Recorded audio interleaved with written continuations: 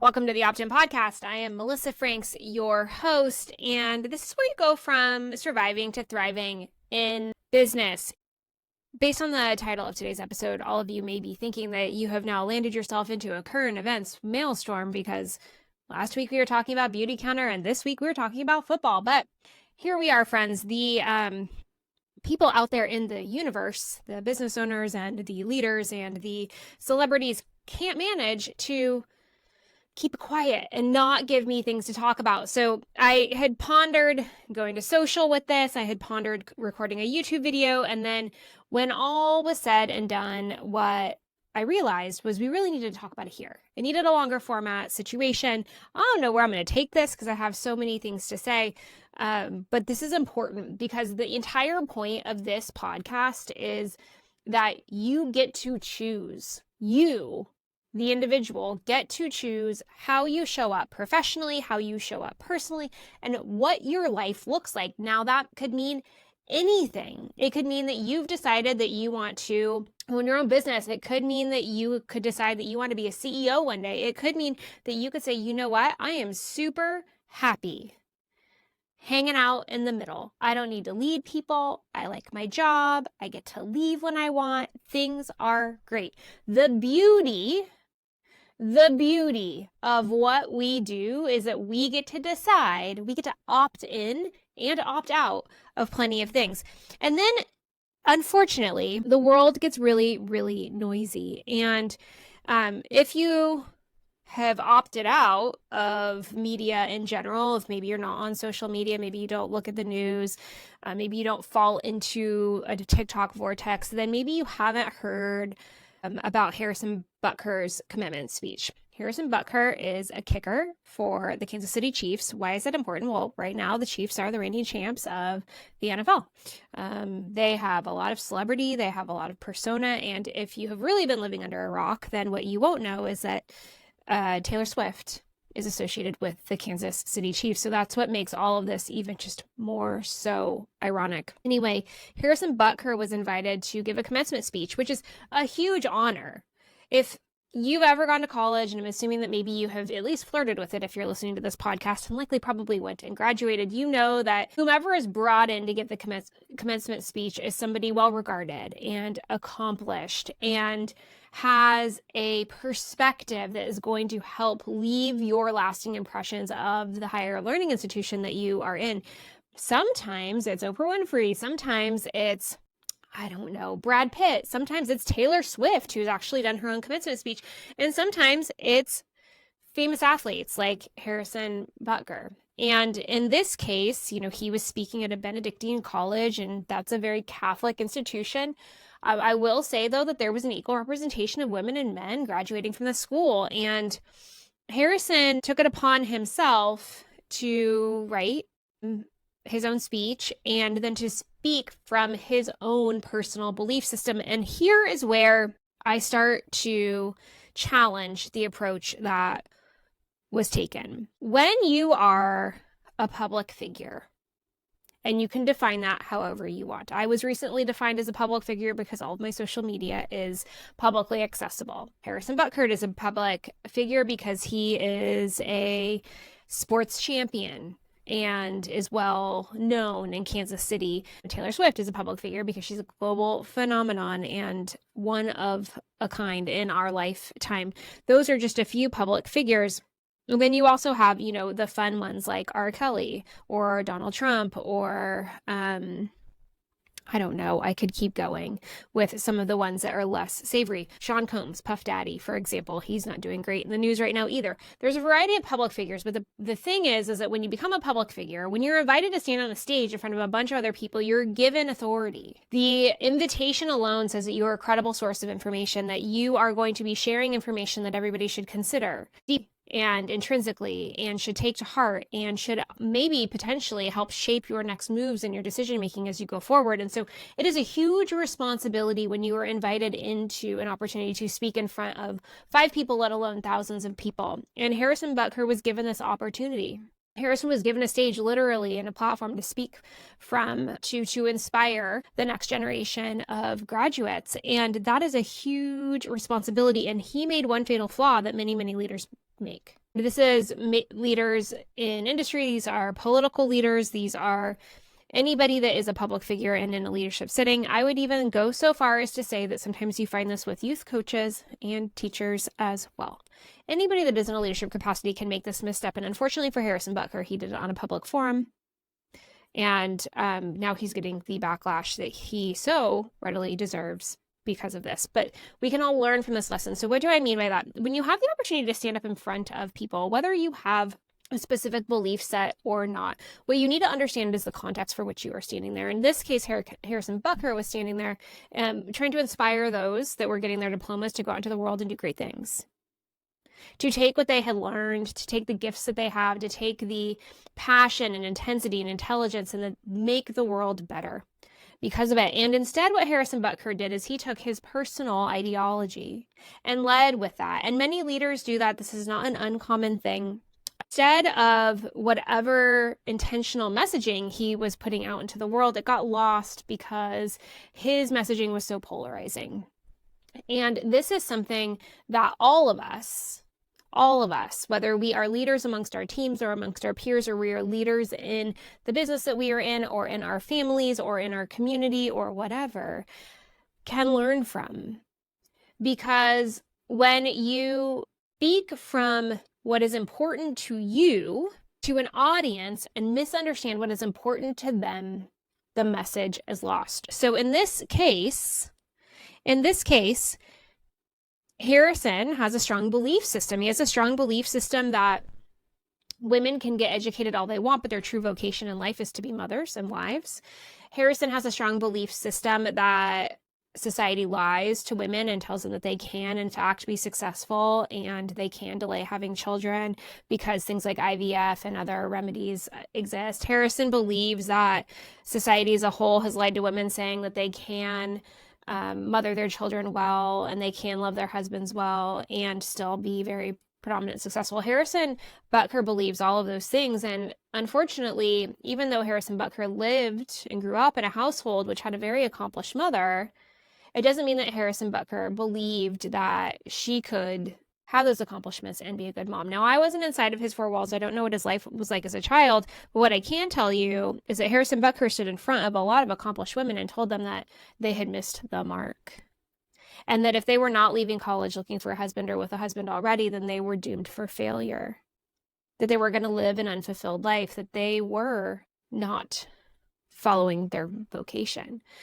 And it's so unfortunate because Harrison Butker can believe whatever he wants. We live in the United States of America. We have freedom of speech. He can say whatever he wants to whomever he wants, following all of those rules and guidelines associated with it. And honestly, if he decides that he wants to speak out very greatly about family values and a role of the woman being in the home, he can absolutely do that on his own time. The challenge is that he stood up on a stage in front of graduating professionals, soon-to-be professionals, and espoused that they had gotten it all wrong. And that began to feel very tone deaf and very off. And in the climate that we are in currently, politically and socially, it really didn't land well. And so as leaders, as people that speak to others, as ones that stand up on stages, and our sole purpose in business is to inspire action, we can all learn a lesson from this. We can learn a lesson that you need to consider the point of view of the people in front of you. You need to consider what's most important to the people that you're speaking with. You need to consider how your message is going to land with them. And if you are sharing information and you are inspiring action that they are aligned with. In this case, if Harrison Butker had spent more time talking about how to be successful post-college and less time talking about a woman's role in the home, he likely would have had a very successful speech. He likely would have left with his reputation intact. He likely would have mobilized a graduating class to take action, find good jobs, and to do good in the community. Instead, what he did is he gave a speech that fell on deaf ears, that incited public outcry, and has created a mockery of the entire situation. So as leaders, we have an opportunity to learn from Harrison. And if you are afforded any chance at all to stand in a public forum, be it your LinkedIn account, be it social media, be it a team meeting, I want to give this advice. I'd like you to consider who you're talking to and what they care about the most.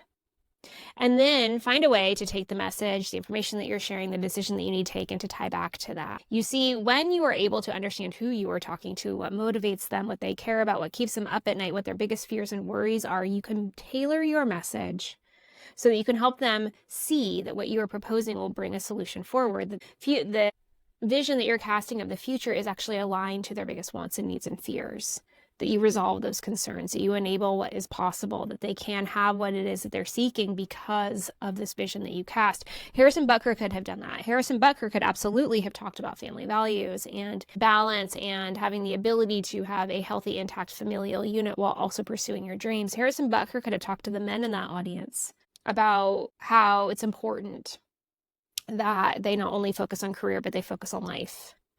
And they focus on the people that are important to them. Harrison Butker could have done a lot of things. So, learn from this specifically. And the next time you go to speak in front of others, really spend time preparing your messaging and your requests and your call for action. And ensure that it's speaking to their pain points and what they really desire most. And they can tie back their motivations to what you are painting as the vision for the future. So from a leadership perspective, Harrison Butker taught us how not to communicate and what to communicate instead. That is lesson number 1. That's lesson number 1. Lesson number 2, this is a different take than most of you probably have heard out there on social media if you have been tracking this. So, as a mom of 3 boys, I have said for as long as I can remember that I want to be an example for them. I want them to understand that women can hold leadership roles, that when they show up to work one day as adults, I want them to walk into that boardroom and address the woman because they believe that she's in charge. I want to actually help shift the paradigm around gender roles in the workplace. And I want to be able to do that through my children because I'm leading by example. They're seeing my hard work. They're seeing the roles that I hold. They're seeing the leadership capacity that I have. They're actually sitting in my office and they are watching me do the work. And they are understanding that women are just as equipped as men and that they should come to expect that women hold the exact same roles and titles and have equality in the workplace as men. I have said this from the very beginning. My youngest child was probably 3 months old when I went back to work, and I was telling people that the most important thing for me was to be able to show them day in and day out that women have a voice and have value in the workplace. And I've got a wager based on how accomplished Harrison Butker's mom is, I mean, she's a physicist. She works at Emory College, has been there for 30 years. She's a PhD. She's so... I have to wager that as she was climbing that professional ladder, she was getting her higher education, as she was raising her child, she also had in the back of her mind that she was creating an example for him, that he was showing him what was possible, what women were capable of, the value of women in science and healthcare, and that it was necessary that we had the counterbalance of the female and male perspectives in these industries, so predominantly male. I have to imagine that she struggled to balance her home life and her work life with a demanding profession and a very complicated and long journey through the educational system. And I have to imagine that based on how articulate and accomplished she is, that she also spent a heck of a lot of time helping shape him into the human that he has become. And so I would think that if I sat down with Harrison Butker's mom and I talked to her about my hopes and dreams for the example that I'm setting for my children, that she may actually feel like she had done the same. And what happens sometimes is we spend so much time setting the example that we forget to explain what the example is. And that's what I want to talk about today. There's a lot of outcry about how could he say that he's treating his mother horribly. And the thing is we show our children your behavior communicates, but they're also small humans and they need you to explain. They need you to narrate along. They need you to provide context to the images that they're seeing so they understand the lesson that you're wanting them to get forward. One of the things that I do with my children a lot, and this is not parenting advice, this is just how I happen to manage it, is that I work a lot. I get up very, very early in the morning. I always have. What traveled significantly before the pandemic, and now work has changed and I don't need to do that anymore. And we would often have conversations about why I was at work for so long, or why I was having a meeting at 2 o'clock in the morning, or why I needed to get on a plane and fly to Europe. We would have those conversations, and the conversation would go a little bit like this. Mom has X, Y, and Z to do, and what that means is somebody else is going to take you to school, or that means I'm going to be gone for a few days, or it means I'm going to be this. And then they would say, well, why? What are you doing? And then I would explain to them in child-appropriate language what I was doing. I'm going to Europe so that I can present at a conference for a couple of hundred individuals, and I can talk to them about welcoming new moms back into the workforce. I used to do that a lot. Or I need to get up at 2 a.m. to attend a global meeting because I am representing the U.S. and the U.S.'s point of view needs to be heard and understood. We have a unique regulatory environment and we need a representative there, and that's going to be my responsibility. Out of everybody that works here in the U.S., they've selected me to come and speak on that. We would have these conversations. Why do you have to take a conference call in the car? Well, that's because it's this time in this time zone, and it's that time in that time zone, and this is the business problem that we are solving, and it's really, really urgent, and here is why. I have worked them through security crises when the conflict in Ukraine started. I have worked them through COVID. I have worked them through countless trips that were unplanned and urgent. I have worked them through mergers and acquisitions, and every single time we have a conversation about the time commitment, why maybe I need to travel, and what my role is in that. And so they understand not only is mom working a lot, not only is mom have to go away sometimes, but also the value that I'm adding, the unique gifts that I have that I'm bringing into the conversation, and why it's so important that I'm there. And what ends up happening when you articulate to your children, when you bring them along the journey with you, when they're a part of the process and they have the understanding, is that they then mirror that back. So my desire to have my children have an expectation that there is equality in the workplace between women and men, that women can hold the same titles and have the same responsibilities and have the same level of authority. The reason that I have confidence that they are going to behave that way and be indoctrinated in that way in their lifespan is because I can hear them already saying it back. I can hear them already when they tell people what I am doing, using that language. As early as 3 years old, one of my children was asked one day, what does your mom do for work? And he said, she solves really big problems. She solves really big problems. He didn't need to understand that I worked in insurance and I was trying to save a company and all this stuff. All he knew was that there was a big problem in front of us and I was the one called in to help come up with creative solutions. All they need to know is that depending on the year, I am helping run 3 to 5 multi-million-dollar businesses. All they need to know is that when they were small and we were in the middle of the global pandemic, I helped lead the charge in migrating 3 call centers with over 12,000 agents in 24 hours from in-office to home. They understand those things. They can talk about the big lift that I do. They can talk about the contribution that I have made. And when they're able to tie my contribution and my actions back to the absence in the home, if you want to call it that, or the business travel, they then understand the context for which I'm doing my work. So I don't know what went on in Harrison Butker's house. I don't know what went on in his life. I don't know why he has the points of view that he does.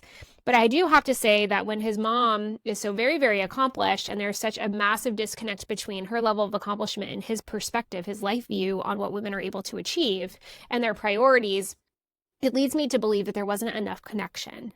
The dots weren't connected. He saw what she was doing, but did not understand how it's enabling his life. The dots were connected, but he didn't understand the impact that she was making in the world. The dots were connected, but he didn't understand why she was uniquely gifted to do the things that she was doing, and why he was so very lucky to have her as a mother. There are countless studies that have been done that outline why women are necessary in business, why women are necessary in science, why women are necessary in politics. Men's and women's brains are wired differently. They make decisions differently. They manage emotions differently. They see solutions differently. It is a gift to have a diverse set of perspectives of all types, of all orientations, of all races, of all religious backgrounds, of all genders, of all identities, in a single conversation so that the most balanced, well-rounded, thought out solution, offering, etc. can be made. Harrison Butker's point of view that women belong in the home and that society has lied to them forever and really their true vocation is to be a homemaker so that the men can go out and achieve is just wrong. It's his personal view and he can have it all day long, but I want to tell you that based in facts and science and studies and my life lived experience, women are necessary in business. Women are necessary in the workforce, and the children that they have and that they inspire are the ones that will lead evolutionary change in business going forward. These employees that we now see in Gen Z and soon we'll see in Gen Alpha, they are different. And they are different because they have had working mothers. They are different because they have had examples of what is possible when gender roles are changed. They have had a perspective of a world that relies on individual strengths and not their gender's classification to make change, positive change in the world. They see the world differently. And we are at a pivotal place in this time right now where it gets really, really hard to continue to fight. To a certain extent, for women in business, it starts to get a little bit easier to say, you know what, you're right, I should just stay home. You know what, you're right, I shouldn't fight for that promotion. You know what, you're right, I should be quiet. And I try to be relatively even keel on this podcast and not get too worked up on my points of view related to equality in the workplace. But this one hit a trigger because this is what I was up against my entire corporate career. And it wasn't this obvious. So I appreciate Harrison Butker's directness because we know what we're getting with him. In my case, and in the case of many of you, likely you're coming against exactly these viewpoints and they're not direct. Likely they are subtle. Likely they are in the form of gaslighting, or they are in the form of passive aggressiveness, or they are in the form of political suicide. You see, because everybody now understands that the enlightened are open-minded. The enlightened support diversity in all of the rooms, at all of the tables. And at the same time, the ideology that Harrison Butker communicated is still alive and well. So while you have people verbally saying that they agree that more women should be promoted, more women should be in the C-suite, more women should be in the boardroom, more women should be educated, we should promote women in STEM, quietly they're still saying they're going to fail. Quietly, they're still saying that that's not really their job. Quietly, they're saying that they belong at home. And that insidiousness that's not ever said out loud is what you feel. It's what has you second guess your drive. It has you consider if you really should stay home after you have the baby. It has you opt out of the workforce and take a step back. And the whole point of this podcast from the very, very beginning was to give you the tools to fight that insidious narrative, to look inside yourself and determine what you want, what makes you fulfilled, what makes you a whole person. Because when you are a whole person, you're a better mom, you're a better wife, you're a better partner, you're a better girlfriend, you're a better boyfriend, whoever you are. When you are a whole person and you are living in your truth, when you are focused on your goals and you are accomplishing them, you are a better parent, you are a better sister, you are a better brother, you're a better friend. There are Harrisons everywhere. Everywhere. Most of them know better than to speak up.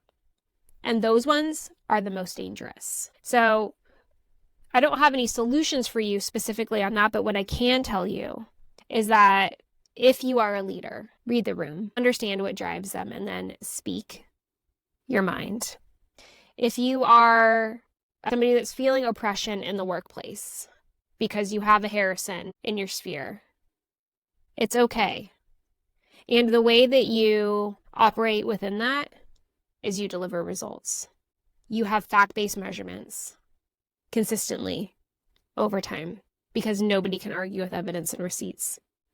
If you are a Harrison, that's okay too. Be Harrison at home. Be Harrison with your friends. In the workplace, be open-minded. Be kind. Be supportive. Be genuine. And don't be discriminatory. We all have a responsibility in this, whether we're outcrying Harrison Butker or we're high-fiving him because we agree with him. It doesn't really matter which it is. What we do also have is a responsibility to be kind and respectful of one another. And the backlash and the outcry is just bringing to light how divided we are as a people, how much we disagree on who should have what rights. So I was frustrated with Harrison Butker. I'm not going to lie. I was disappointed that a Catholic institution would invite somebody in to give a speech like that and support it. as somebody who is Catholic, I had hoped we had moved on from that, at least in this country. And I also know that Harrison Butker speaking out was a gift. If he hadn't, we wouldn't be talking about it. If he hadn't given that commencement speech, we would be being quiet. We wouldn't be talking to leaders and explaining how they have done this in the past and this is the damage it has done. We wouldn't be talking to our sons about why that messaging is so wrong. We wouldn't be evaluating our role in that narrative and determining if we are perpetuating it or not. Without people like Harrison Butker coming out and providing polarizing speech, we would never actually look at ourselves objectively. So I want to thank Harrison Butker for opening the conversation. I want to thank him for challenging the status quo so that we could decide if the status quo is still valid. And I want to thank Harrison Butker for mobilizing this year's college graduates who are setting out to prove him wrong. So that's all I'm going to say about Harrison Butker and his perspective that society is diabolically lying to women. I will tell you that as somebody who has worked for well over 25 years, who climbed the corporate ladder and got all the way to the top, that has founded many of her own small businesses and has helped many other small businesses grow, innovation is because women are involved. The next wave of billionaires will be female, and we're just getting started. If you found anything that was helpful in this podcast or it made you so mad you have to share it, please do. Next week, we will be back and we're going to talk about all of the things related to work weeks. So come back to that. Got more breaking news kind of on that subject. And I appreciate your time today. This is a short and sweet one, but I don't want to belabor the point anymore. Women can do it all. Women are capable of anything a man is capable of. And Harrison, we're going to prove you wrong. Until I talk to all of you next time, please know that you are wise and strong and capable, and I believe in you.